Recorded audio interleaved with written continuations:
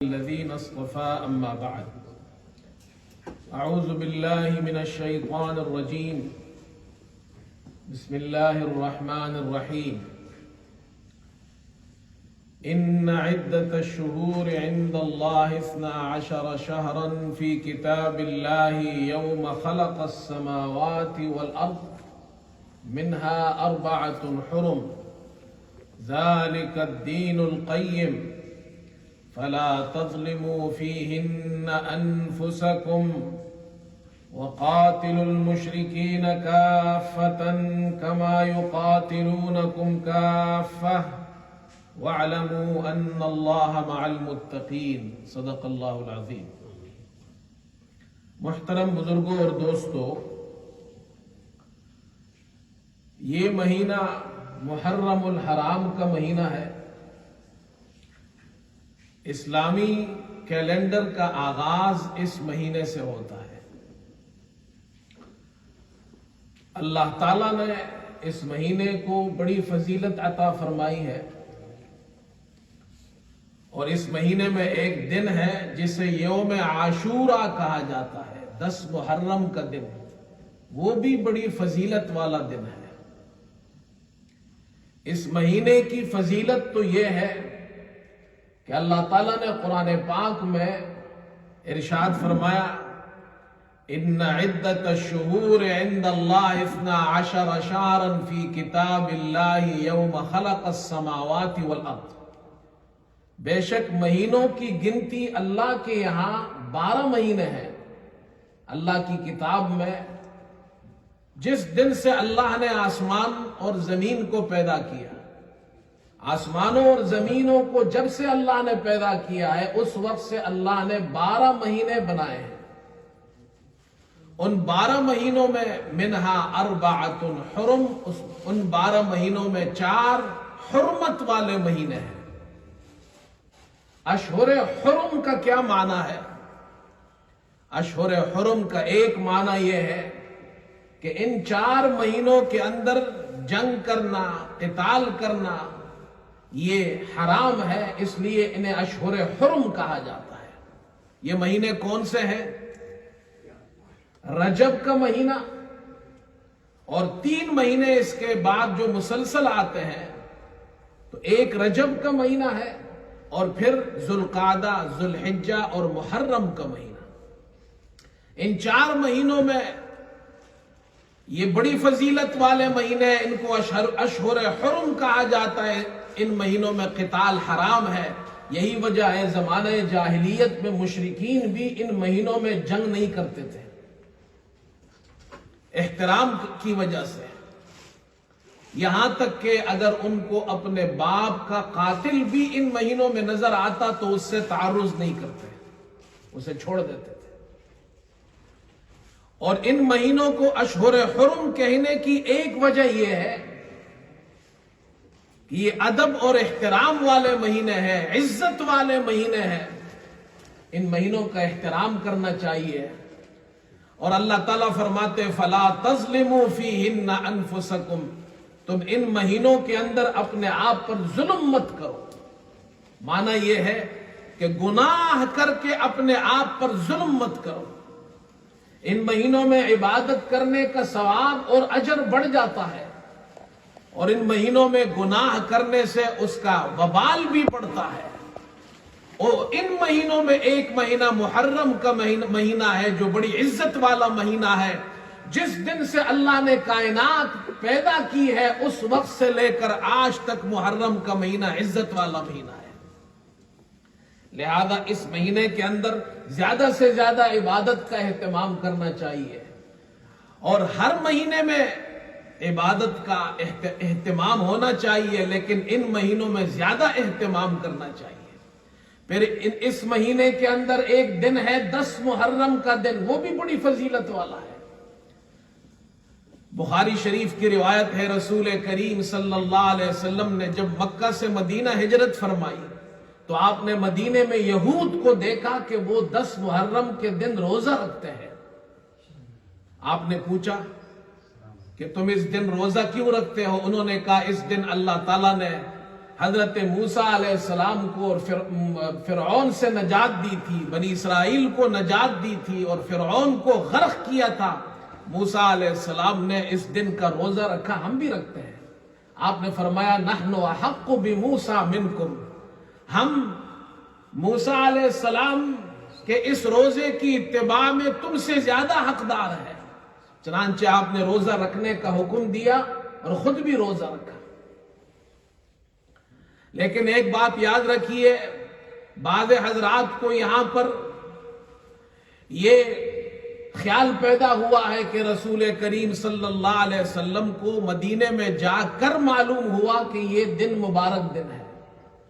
ایسی بات نہیں، آپ صلی اللہ علیہ وسلم کو پہلے سے معلوم تھا کہ 10 محرم کا دن مبارک دن ہے، اور آپ پہلے سے مکے میں بھی جب آپ تھے روزہ رکھتے تھے، مدینے میں جا کر تو یہ علم ہوا کہ یہود بھی اس دن روزہ رکھتے ہیں۔ چنانچہ مکے کے اندر جو مشرکین تھے وہ بھی 10 محرم کے دن روزہ رکھتے تھے، اور ان کے روزہ رکھنے کی وجہ حافظ ابن حجر نے یہ بیان کی ہے کہ ان سے ایک مرتبہ ایک گناہ ہو گیا تو ندامت ہوئی، کسی سے پوچھا ہم کیا کفارہ دیں، تو انہوں نے مشورہ دیا 10 محرم کے دن یہ بڑا مبارک دن ہے، تم اس دن روزہ رکھو۔ تو قریش اس دن روزہ رکھتے تھے۔ حضرت عائشہ رضی اللہ تعالی عنہ فرماتی ہے، بخاری کی روایت ہے، رسول کریم صلی اللہ علیہ وسلم مکے میں روزہ رکھتے تھے 10 محرم کا، جب مدینے آئے وہاں بھی آپ نے 10 محرم کا روزہ رکھا، جب رمضان کا روزہ فرض ہو گیا تو اب 10 محرم کے روزے کو اس کی فرضیت ختم ہو گئی۔ اسی لیے امام ابو حنیفہ رحمت اللہ علیہ فرماتے ہیں کہ رمضان سے پہلے 10 محرم کا روزہ فرض تھا،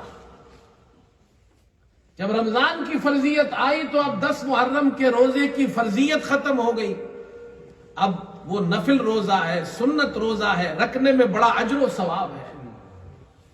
رسول کریم صلی اللہ علیہ وسلم نے، مسلم شریف کی روایت ہے، آپ نے ارشاد فرمایا کہ یہ جو مہینہ ہے، فرمایا کہ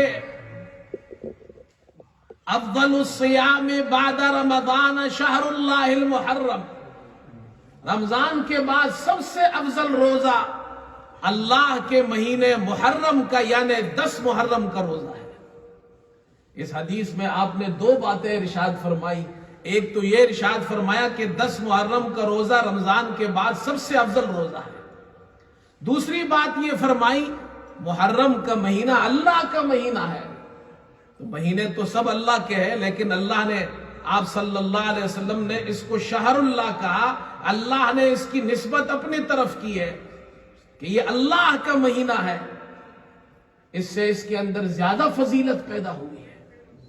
جیسے بیت اللہ، اللہ کا گھر، اس گھر کی نسبت اللہ نے اپنے طرف کی ہے، تو اس گھر کی عظمت وہ تمام گھروں سے زیادہ ہو گئی، اس مہینے کی نسبت اللہ نے اپنے طرف کی ہے۔ یہ مبارک مہینہ ہے، اور اس مہینے میں 10 محرم کا روزہ افضل روزہ ہے رمضان کے بعد۔ دوسری روایت ہے مسلم شریف کی، آپ صلی اللہ علیہ وسلم ارشاد فرماتے ہیں احتسب علی اللہ ان یکفر السنۃ التی قبلہ، 10 محرم کا روزہ رکھنے کا ثواب یہ ہے کہ مجھے اللہ سے یہ امید ہے کہ اس روزے کی وجہ سے اللہ گزشتہ 1 سال کے گناہوں کو معاف کر دیتا ہے، اس لیے اس دن کا روزہ رکھنا چاہیے۔ لیکن اس کے ساتھ ساتھ ایک روزہ اور ملائیے، 9 کا روزہ یا 11 کا روزہ۔ آپ صلی اللہ علیہ وسلم نے جب صحابہ نے پوچھا اے اللہ کے رسول اس دن تو یہود بھی روزہ رکھتے ہیں، آپ نے فرمایا اگر میں اگلے سال زندہ رہا تو 9 کو روزہ رکھوں گا۔ عبداللہ ابن عباس فرماتے ہیں کہ اب تم یہود کی مخالفت کرو، 9 کو روزہ رکھو اس کے ساتھ 10 کے ساتھ، یا 11 کو روزہ رکھو 10 کے ساتھ۔ اب یہ سنت ہے کہ 10 کے ساتھ ایک روزہ اور ملائیے۔ تو یہ محرم کا مہینہ ہے، عبادت کا مہینہ ہے، اللہ کی زیادہ سے زیادہ عبادت کرنی چاہیے، نمازوں کا اہتمام، قرآن کریم کی تلاوت کا اہتمام، صدقہ و خیرات کا اہتمام، روزہ رکھنے کا اہتمام، اس مہینے میں زیادہ سے زیادہ عبادت۔ پھر 10 محرم کا دن ہمارے لیے اس اعتبار سے بھی ایک تاریخی دن ہے کہ اس دن نواسہ رسول اور جگر گوشہ بطول حضرت علی کے لخت جگر رسول کریم صلی اللہ علیہ وسلم کے پیارے نواسے حضرت حسین رضی اللہ تعالی عنہ کو بے دردی کے ساتھ کربلا میں شہید کیا گیا۔ یقیناً یہ ایک بڑا دردناک قتل ہے۔ اس امت کے اندر یہ ایک بہت بڑی مصیبت تھی جو مسلمانوں پر آئی ہے۔ اس سے بڑی اور دردناک، افسوسناک اور اس سے بڑی اور کیا مصیبت ہوگی کہ نواسہ رسول کو قتل کر دیا گیا، انہیں شہید کر دیا گیا۔ ان کی فیملی ان کے ساتھ تھی، ان کے خاندان کے لوگ ان کے ساتھ تھے، اس میں خواتین بھی تھی، ان پر ظلم ہوا ہے۔ یہ بہت بڑا ظلم ہے۔ امام ابن تیمیہ رحمت اللہ علیہ تو یہاں تک ارشاد فرماتے ہیں، وہ فرماتے ہیں من قتل الحسین، جس نے اس حسین حضرت حسین کو شہید کیا، او اعان علی قتلہ، یا حضرت حسین کے قتل میں معاونت کی، او رضی بذالک، یا اس قتل پر راضی ہو گیا، فعلیہم لعنت اللہ والملائکۃ والناس اجمعین، ایسے لوگوں پر اللہ کی، فرشتوں کی اور تمام لوگوں کی لعنت اور پٹکار ہو۔ حضرت حسین رضی اللہ تعالیٰ عنہ تو بڑی ہستی ہے، ان کے تو بڑے فضائل اور مناقب ہیں۔ انشاءاللہ اگلے جمعے حضرت حسین رضی اللہ تعالیٰ عنہ کی سیرت طیبہ، آپ کے فضائل اور مناقب پر مستقل بیان ہوگا۔ ہم حضرت حسین رضی اللہ تعالیٰ عنہ سے محبت کرتے ہیں، یہ اہل سنت کا شعار ہے۔ ان کے فضائل اور مناقب بیان کرتے ہیں، ان کے ناموں پر اپنے بچوں کے نام رکھتے ہیں۔ مسلمان کو حضرت حسین رضی اللہ تعالیٰ عنہ سے تو محبت ہے، اس لیے کہ نواسہ رسول ہے، اور پھر حضور صلی اللہ علیہ وسلم کو بھی اپنے نواسوں سے بڑی محبت تھی۔ ان کی شہادت ہوئی، لیکن میرے دوستو اللہ تعالیٰ نے مصیبت کے وقت، تکلیف کے وقت، امت پر جو بھی پریشانی آئے، مصیبت آئے، اس وقت ہمیں صبر کا حکم دیا ہے۔ یہ رسول کریم صلی اللہ علیہ وسلم کی تعلیمات ہے، یہ اللہ تعالیٰ کی تعلیمات ہے کہ اللہ تعالیٰ نے فرمایا مصیبت پر صبر کرو۔ اس وقت ہمیں ماتم کرنے کا حکم نہیں دیا گیا ہے۔ اسلام میں ماتم نہیں ہے۔ اسلام کے اندر مصیبت میں رونا پیٹنا، اتنا پیٹنا کہ بین کرنا، اپنے آپ کو مارنا، اب تو اس طرح ماتم کیا جاتا ہے کہ آگ کے کوئلوں پر ماتم کیا جاتا ہے، اپنے آپ کو پیٹا جاتا ہے، مارا جاتا ہے، چریوں سے، زنجیروں سے مارا جاتا ہے۔ چھوٹے چھوٹے بچوں کو ان کے سروں پر چریاں ماری جاتی ہیں، خون بہایا جاتا ہے اپنے آپ کا، کہ حضرت حسین رضی اللہ تعالیٰ عنہ شہید ہو گئے۔ اسلام نے یہ تعلیمات نہیں دی ہے۔ رسول کریم صلی اللہ علیہ وسلم نے فرمایا لیس منا من شق الجیوب وضرب الخدود ودعا بدعوى الجاہلیہ۔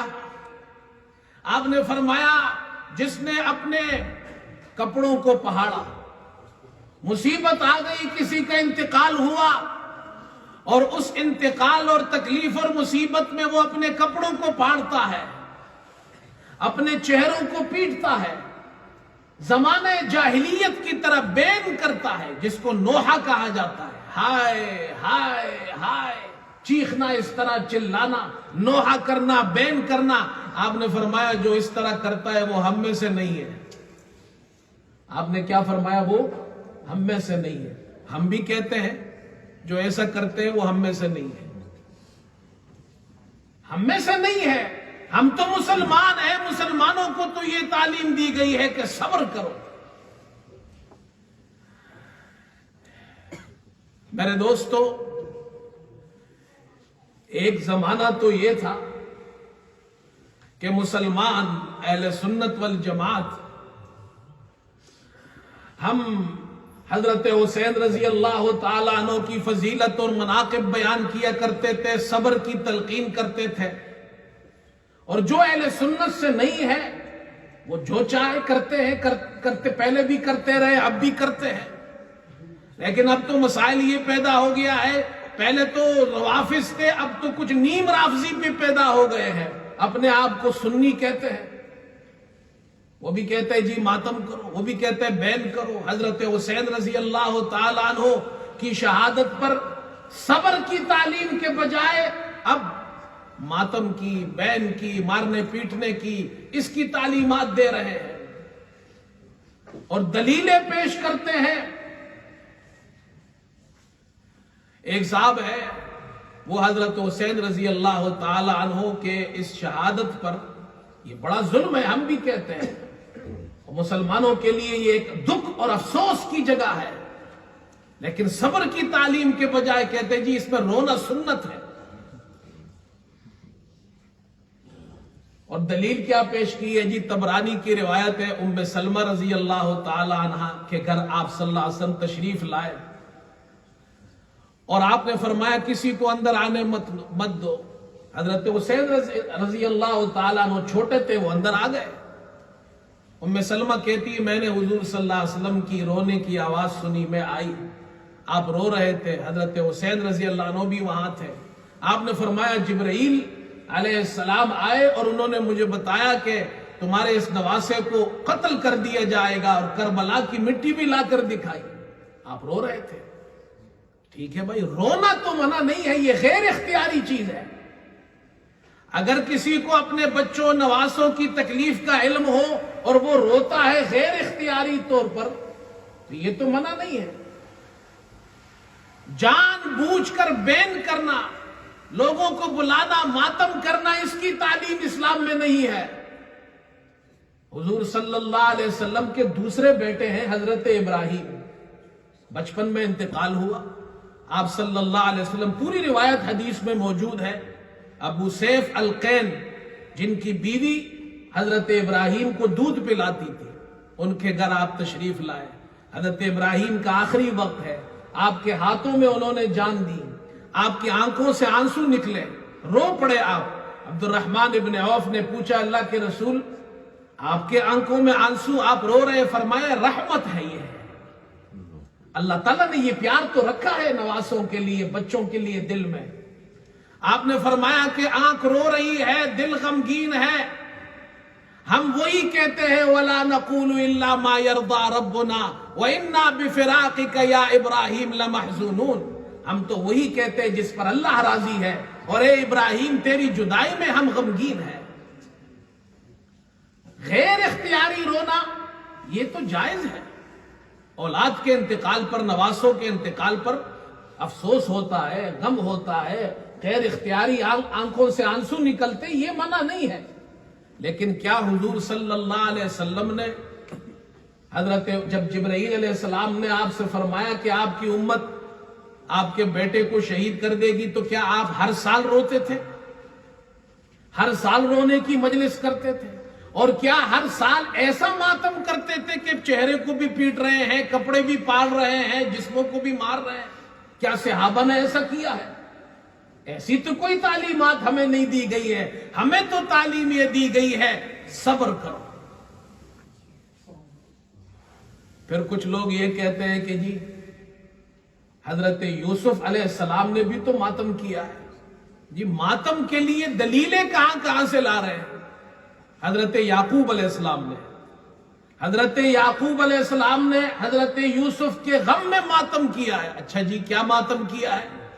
کہ جی قرآن میں ہے وَبِيَضَّتْ عَيْنَاهُ مِنَ الْحُزْنِ وَهُوَ كَظِيمٌ، کہ حضرت یعقوب علیہ السلام اپنے بیٹے یوسف کی جدائی میں روتے تھے، اور رونے کی وجہ سے ان کے آنکھیں وَبِيَضَّتْ عَيْنَاهُ، آنکھیں سفید ہو گئی غم کی وجہ سے۔ کہتے دیکھو جی اب ماتم کرنا جائز ہو گیا۔ وہ کہتے جی اب ہم ماتم کرتے ہیں، اپنے آپ کو مارتے ہیں، پیٹتے ہیں اور بین کرتے ہیں، یہ جائز ہو گیا۔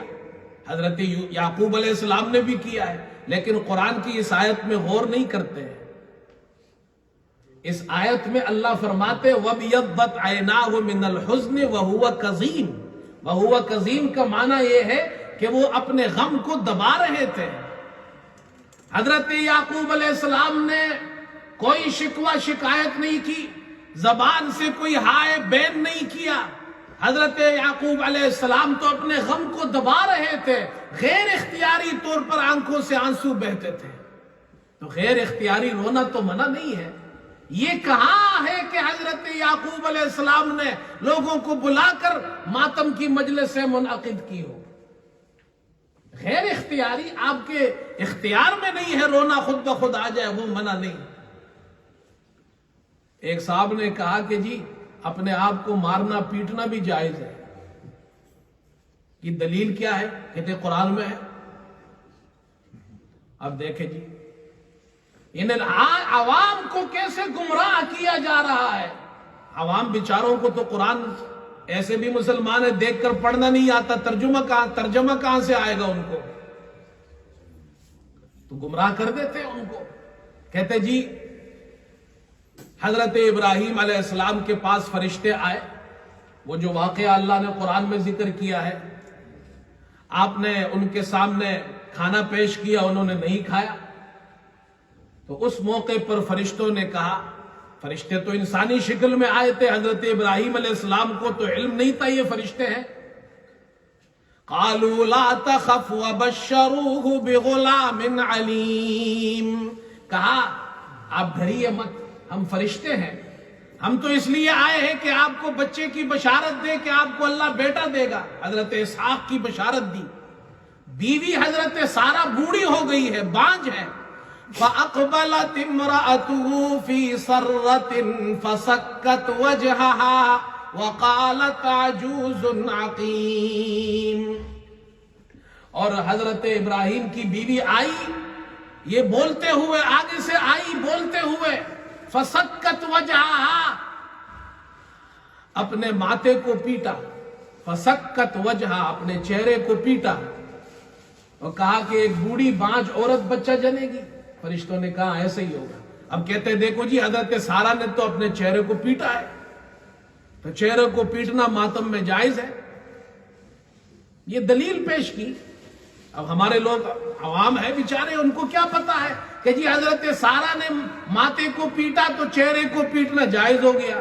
خدا کے بندو اتنا غور نہیں کرتے، یہاں کون سے غم کی بات ہو رہی ہے؟ یہاں تو بچے کی پیدائش خوشی کی بات ہو رہی ہے۔ اگر ماتم کرنا، چہروں کو پیٹنا اس کی دلیل یہ ہے تو پھر تو بچے کی پیدائش پر تمہیں ماتم کرنا چاہیے۔ لیکن عوام بیچاروں کو کچھ پتا ہوتا نہیں ہے، لوگ آ کر ان کو گمراہ کرتے ہیں۔ اسلام نے ہمیں صبر کی تلقین کی ہے، ورنہ شہادتوں کی تو داستان ہے۔ حضرت حمزہ رضی اللہ تعالیٰ عنہ شہید ہوئے، حضرت عمر رضی اللہ تعالیٰ عنہ شہید ہوئے، حضرت عثمان رضی اللہ تعالیٰ عنہ شہید ہوئے، حضرت علی رضی اللہ تعالیٰ عنہ شہید ہوئے، حضرت حسین رضی اللہ تعالیٰ عنہ شہید ہوئے۔ ہمارے والد صاحب رحمت اللہ علیہ فرمایا کرتے تھے اگر اس قسم کے جلوس اور ماتم، اپنے آپ کو مارنا پیٹنا، یہ اسلام کے اندر یہ جائز ہوتا تو فرماتے کہ میں رسول کریم صلی اللہ علیہ وسلم کی وفات پر ماتم کرتا، اس لیے کہ اس سے بڑا غم تو کوئی نہیں ہو سکتا۔ وہ فرماتے تھے لوگوں اگر ماتم اپنے آپ کو مارنا پیٹنا اور چیخنا چلانا یہ اسلام میں جائز ہوتا تو میں اپنی مسجد کے باہر کھڑے ہو کر حضور صلی اللہ علیہ وسلم کی وفات پر ماتم کرتا۔ اسلام میں یہ چیزیں نہیں، اسلام میں صبر کی تلقین ہے۔ اس لیے مسلمانوں صبر کرو، اس میں کوئی شک نہیں کہ نواسہ رسول پر بہت بڑا ظلم ہوا۔ میں نے آپ کے سامنے حوالہ پیش کیا، امام ابن تیمیہ فرماتے ہیں رحمت اللہ علیہ، جس نے حضرت حسین کو قتل کیا، جس نے اس قتل میں معاونت کی، جو اس پر راضی ہوا، ان سب پر اللہ کی فرشتوں کو اور انسانوں کی لعنت ہو۔ یہ مصیبت ہے، بہت بڑی مصیبت ہے، لیکن مصیبت کے وقت اللہ تعالیٰ کا کیا حکم ہے؟ فرمایا الذین اذا اصابتهم مصیبت قالوا انا للہ وانا الیہ راجعون۔ اللہ کا حکم تو یہ ہے. اللہ تعالیٰ ہم سب کو عمل کی توفیق عطا فرمائے. وآخر دعوانا ان الحمدللہ رب العالمین. Dear respected brothers and elders, this month is the month of Muharram, sacred month.